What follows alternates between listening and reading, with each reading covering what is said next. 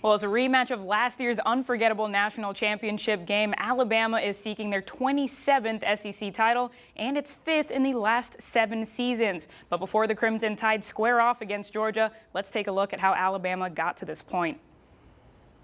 Flashback to last year for Alabama, a 13-1 overall record, and that only loss of the season was to Auburn in the Iron Bowl.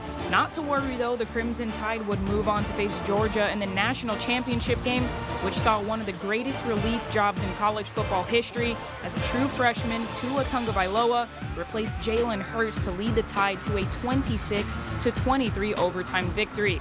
So the big question coming into this season was, who would the defending national champions start at QB? Well, after waiting and waiting and waiting, Nick Saban finally announced that he would play, well, both Tagovailoa and Hurts in the season opener. Tua ended up taking the first snap, though, and he didn't disappoint.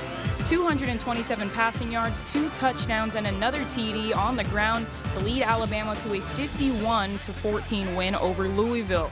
Next, it was the home opener against Arkansas State, 599 yards of total offense and a 57-7 victory. Then the Crimson Tide opened up SEC play on the road against Ole Miss, a 62-7 final. Alabama became the first team in SEC history to score 50-plus points in its first 3 games of the season. Skipping ahead, number 22 Texas A&M came into Tuscaloosa as the first real test for Alabama.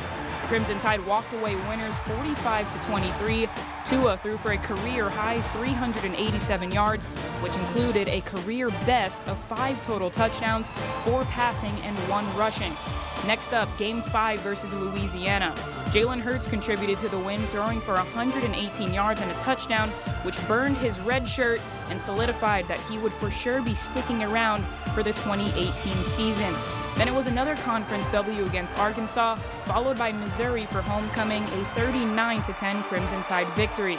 Alabama then traveled to Tennessee and put up 58 points, which was the most the Tide have ever scored against the Volunteers. So now Bama is headed into their 9th game of the season, and Tua hasn't thrown an interception and still hasn't even taken a snap in the 4th quarter. That would all come to an end against their biggest test of the year, number 3 LSU. But Alabama still came out on top, holding the Tigers scoreless to win it 29-0 and clinch the SEC West. 16th ranked Mississippi State was up next. The Bulldogs held Alabama to just 24 points and 305 total yards of offense, which were both season lows for the Tide. Even so, it resulted in another shutout win. Then a 4-5 FCS team found themselves tied 10-10 at halftime with the number 1 team in the nation. But Bama quickly erased any concern, outscoring the Citadel 40-7 in the second half. Finally, the 83rd Iron Bowl against an unranked 7-4 Auburn team who's had their fair share of struggles this season. It was another slow start for Alabama, but it wasn't even close in the end. Tua's 6 total touchdowns against the Tigers is now the most in a single game in school history. 12-0, an undefeated regular season, and now the Crimson Tide are headed back to Atlanta to face number 4 Georgia in the SEC championship game. We all know what happened the last time these two teams met, and even though it's just the conference title on the line now, you can bet the Bulldogs definitely want revenge. This is just the second time that Alabama and Georgia are meeting in the SEC championship game. The first time was back in 2012, and the Tide walked away with a 32-28 victory and then went on to capture their 15th national title. So this time around, we'll see what happens for the Crimson Tide. I've had Alabama fans coming up to me. I never thought